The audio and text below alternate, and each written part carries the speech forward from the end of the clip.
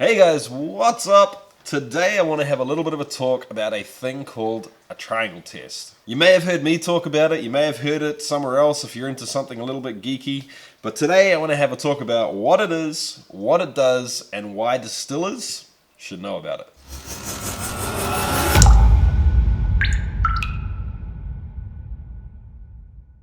Welcome Distiller everyone, my name's Jesse. This is the channel all about chasing the craft of home distillation and making it a legitimate hobby. So if you're new here, have a look around. Maybe that's something you're into. If you dig distillation or you're just really into craft spirits, maybe this is the channel for you. If it is, hit that subscribe button down below. We'd love to have you on board. Alright team, so like I said before, today we're talking about the triangle test.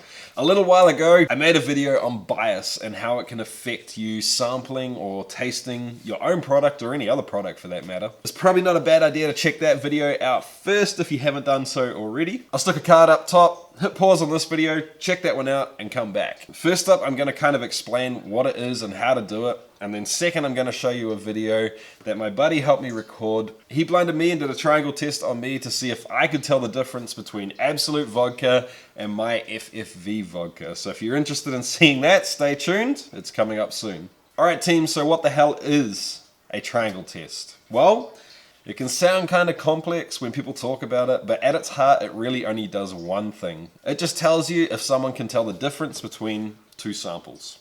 That's it.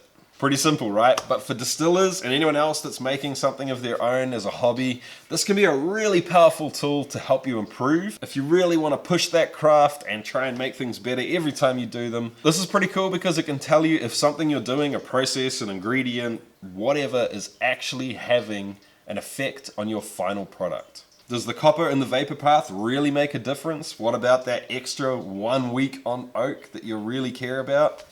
Whatever it happens to be, it's a cool way to see if people can actually tell the difference or if you can actually tell the difference. It can also tell you who knows what they're talking about and who can't taste the difference for a damn. Okay, so how do you perform a triangle test? First up, you're going to need two samples that you want to test against each other. In the case of the video I'm about to show you, I wanted to test Absolut versus my FFV and see if I could tell the difference between the two. Second of all, you're going to need some glasses, and ideally you want your glasses to be identical.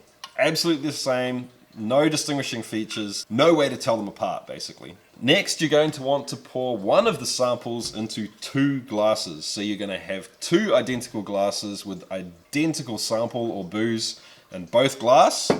And of course, you're going to put the second sample into one of the other glasses. You can do two of the first and one of the seconds, whichever way you want to do it, it doesn't matter.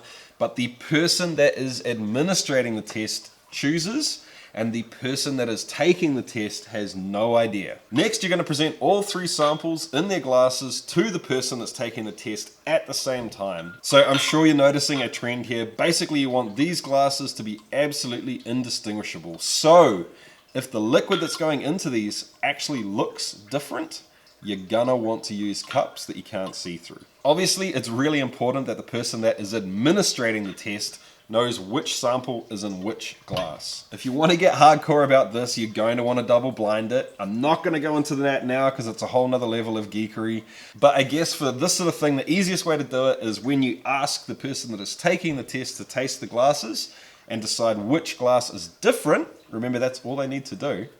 The person that's administrating the test can leave the room. And then you only need two people. Alright, so you've got two glasses that are identical and they can be in any order, it doesn't matter, but remember which is which. One that's different, you present them to the person taking the test, you leave the room and ask them to pick out which one is different. Alright, so here we go, I'm going to play the video. Keep in mind that the only thing that this test can tell me is whether or not these two things are different. That's all it does, remember. There's also a few things that I got wrong when setting this test up. If you see them, if you notice them, feel free to shout out in the comments and let me know what I did wrong. I'll see you in the kitchen, guys. Here we are, we're about to do the triangle test. I'm here with my buddy, Javi. Say hi, Javi. Hey, hello.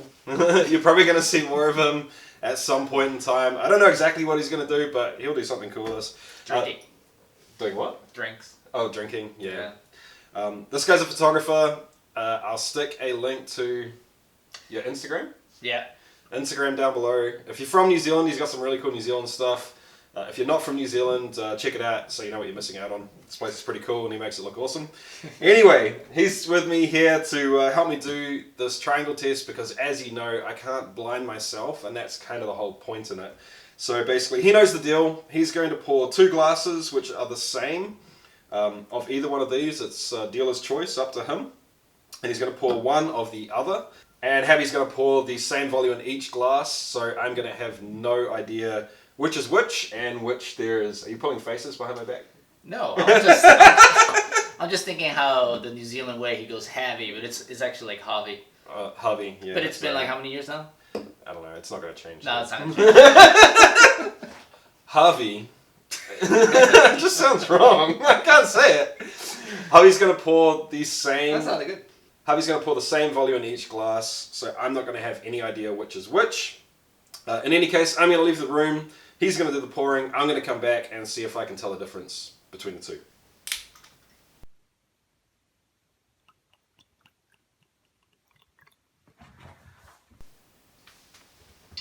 Alright, thanks dude. Javi's done a bang up job. I can't tell the difference between any of the glasses. The glasses are identical, the pours are identical. Any of these glasses could be either of these as far as I'm concerned. Honestly, I'm a little bit nervous about this. There's something on the line for me. Like, I'm kind of emotionally charged with this. It's, you know, my first spirit that I've made on my still, so I want it to be good, but this is going to be interesting. I'm curious too. Yeah! I want to taste it. I'm going to get Javi to leave as well because I don't want you giving me and go against what I'm actually sensing. So Javi's going to leave, I'm going to do the tasting, and we'll come back after that. Let's go. Glass number 1, remember I need to make sure to keep these in order so I can actually find out which is which later. Wow, so I'm getting next to nothing off that. Just a little bit of alcohol, a little bit of tingling in the nose. That's about it. I get a decent amount of solvent off that. As I explained in the other video, I guess prickly, thistly sort of feeling rather than just straight up warmth. More than I remember from my vodka. So, and of course cleansing my palate with some water in between the two. So glass number 2. Alright, I think that's mine. So after just smelling it, I'm almost certain that this is mine and that this is the Absolut. But let's have a taste. Very little solvent, still has heat and a bit of punch, but almost none of that prickly thistliness. Okay, so, and number 3, yeah, this is mine too. So I'm 100% without even tasting this, 100% my vodka Absolut. Taste test confirms what I thought before. I'm thinking this is definitely mine as well. So FFV, Absolut. It has a hint of that brand in there still. I can still get the wheat, and I think I described it in the other video as almost like rainforest leaf litter. I know that's so wanky, but that's kind of what I get. It's that sweet, nice, foresty, earthy, and bran or wheat as well.